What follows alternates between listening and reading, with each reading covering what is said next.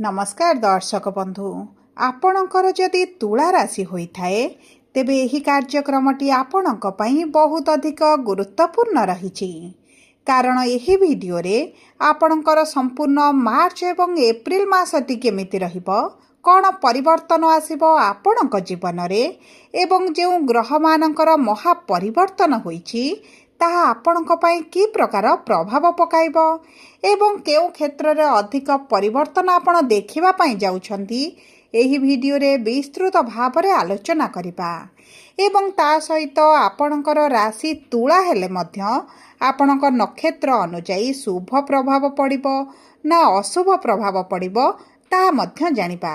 सबुठारु बड़ कथा हेउची कौन रही प्रतिकार जहाँ आपणकर अशुभत्व को दूर करिबारे साहाय्य करिबो एवं आपणकर शुभाशुभ फल को द्विगुणित करिबो एही वीडियो रे विस्तृत भाव रे आलोचना करिबा।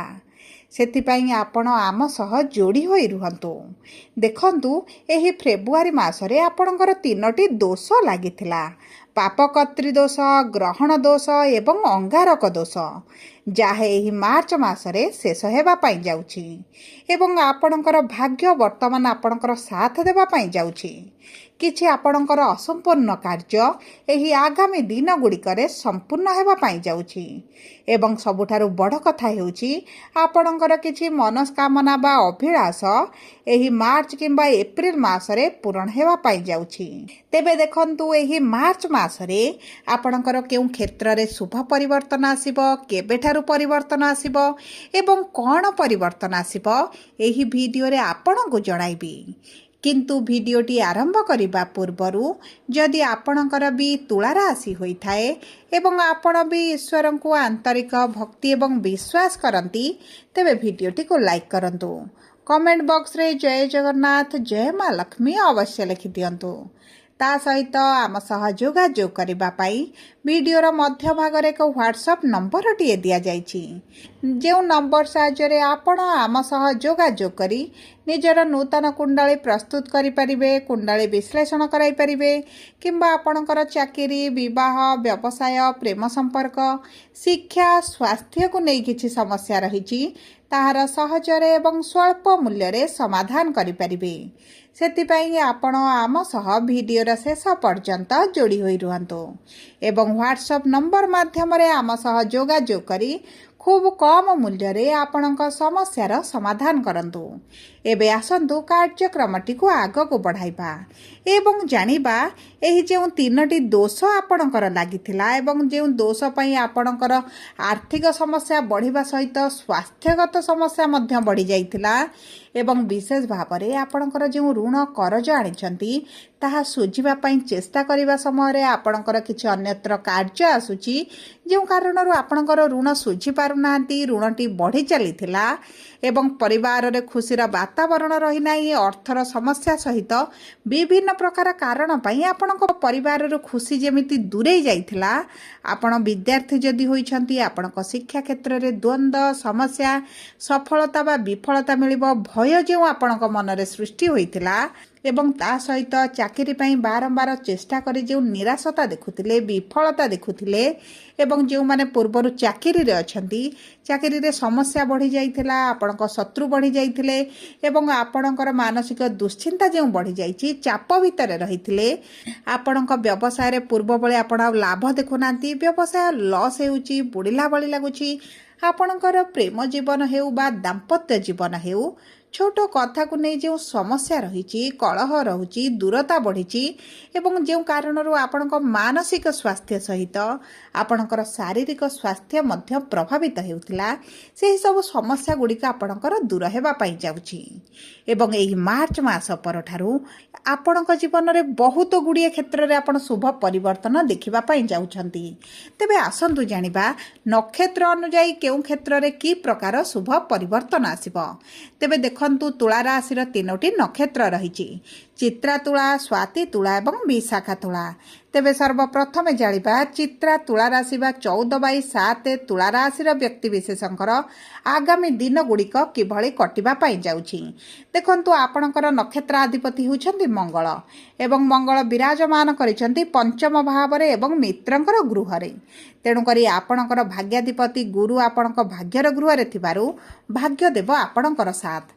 एवं आपण जदि विद्यार्थी अछन्ति आपणक शिक्षा क्षेत्र में उच्च सफलता प्राप्ति करिवे, मनरु भय दूरेई जीव, आपणक मनपसंदर कोर्स करिवे, मनपसंदर कॉलेज रे एडमिशन हेबो एवं जदि आपणकर उच्च शिक्षा करिवार अभिलाष रहिछि तेबे सेही अभिलाष मध्य आपणकर पूरण हेबो एवं शिक्षा संबंधित आपणको खुशी खबर प्राप्त हेबो। ता सहित जदि आपण संतान पई चेष्टा करूछन्ति, संतान रे आपणको विलंब देखुथिले एवं संतान प्राप्ति होई नथिला तेबे मध्य आपणको संतान सुख प्राप्ति हेबो, कारण बहुत भल जोग आपणकर बनुछि। एवं ता सहित जदि आपण प्रेम संपर्क रे अछन्ति प्रेम विवाह मध्य जोग बनुछि। एवं आपणकर जदि विवाह विलंब हेउथिला, विवाह होई पारु नथिला, विवाह समस्या देखुथिले तेबे एही आगामी दिन गुड़िकर विवाह ठीक होई पारे किंबा आपणकर विवाह मध्य होई पारे। देखंतु आपणकर सप्तमाधिपति होउछन्ति मंगल, ता सहित धनर भाव बा लक्ष्मीकर भावर स्वामी मध्य होउछन्ति आपणकर राशि रे मंगल। तेणुकरी धन धान्यर वृद्धि घटिब। आपणकर अर्थ जदि केउंठी फसिक रहिछि ताहा आपणको प्राप्त होइजिब। आपणको आर्थिक स्थिति वृद्धि हेबा सहित आपणको वैवाहिक जीवन रे मध्य परिवर्तन आसिब। एबे आसंतु जानिबा स्वाति तुला राशि बा 15/7 तुला राशि रो व्यक्ति विशेषकर नक्षत्राधिपति होउछन्ति राहु एवं राहु विराजमान करिसन्ति आपणकर पंचम भावरे। देखंतु आपणकर एही समय मध्य रे जदि चाकरी प्राप्ति रे समस्या देखुथिले आपणको चाकरी प्राप्ति होइजिब। जदि आपण सरकारी चाकरी पई परीक्षा देउछन्ति, इंटरव्यू देउछन्ति, एंट्रांस देउछन्ति तेबे आपणको शुभ फल प्राप्ति हेबो। आपणको परीक्षा रे उच्च सफलता प्राप्ति हेबा सहित आपणकर चाकरी रो अति प्रबल जोग बनुछि। जदि आपण पूर्वरु सरकार संबंधित किछि कार्य करुथिले सेही सब क्षेत्र रे आपणको शुभ फल प्राप्ति हेबा सहित जदि आपणकर किछि कार्य सरकारक पाखरे फसिकी रहिछि, आपणकर किछि फंड फसिकी रहिछि, आपणकर किछि बड़ डील मिलिबार थिला फसिकी रहिछि ता मध्ये आपणको प्राप्त होइजिब। एवं देखंतु आपणक कर्म क्षेत्र रे आपणक मान सम्मान वृद्धि हेबो, आपणको प्रशंसित करा जिवो, आपणको सम्मानित करा जिवो, आपणक कार्य को प्रशंसित करा जिवो, उच्च अधिकारी सहित घनिष्ठता वृद्धि हेबो, बड़ बड़ लोकक सहित आपणकर जोगाजोग वृद्धि हेबो एवं एही समय मध्य आपणक कर्म क्षेत्र रे आपणको शुभ फल प्राप्ति हेबो। जदि आपणकर सैलरी इंक्रीमेंट हेबार थिला, आपणकर प्रमोशन हेबार थिला सेही सब क्षेत्र रे मध्य भाग्य आपणकर साथ देउछि। देखंतु आपणकर स्वास्थ्य रे मध्य विराट परिवर्तन आपण देखिबे। आपणकर जदि पुराना स्वास्थ्य समस्या किछि आपणको पीड़ा देउछि तेबे मध्य आपण सेथिरे उपशम अनुभव करिवे। एबे आसंतु जानिबा विशाखा तुला राशि बा 16/7 तुला राशि व्यक्ति विशेषकर आगामी दिन गुड़िक किभଳି रहिबो। देखंतु आपणकर नक्षत्राधिपति हेउछन्ति देवगुरु बृहस्पति एवं गुरु विराजमान करिसन्ति आपणक भाग्यर गृहरे। दुई पाद आगरे आपणक भाग्य रहिबो। आपण जदि एही समय मध्यरे नूतन भाबरे जमी, गाड़ी, जान, वाहन, भूमि, घर किछि विक्रय करिबा पई चाहुचन्ति आपणक पई अति उत्तम रहिछि।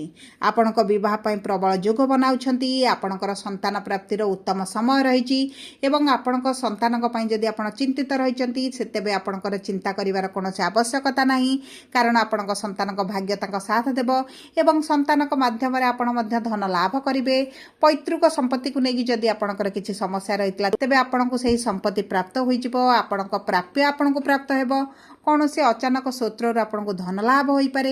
एवं देखंतु जदि आपण ऑनलाइन रिलेटेड किसी कार्य करूछंती, जोगाजोग रे कार्य करूछंती, ट्रांसपोर्ट रे कार्य करूछंती, एक्सपोर्ट इंपोर्ट इन्फ्लुएंसर अछंती, सोशल मीडिया रे अछंती, काउंसलर अछंती, टीचर अछंती किंबा आपण वैदेशिक मुद्रा रोजगार करूछंती तेबे आपणक भाग्य आपणक साथ देउछि।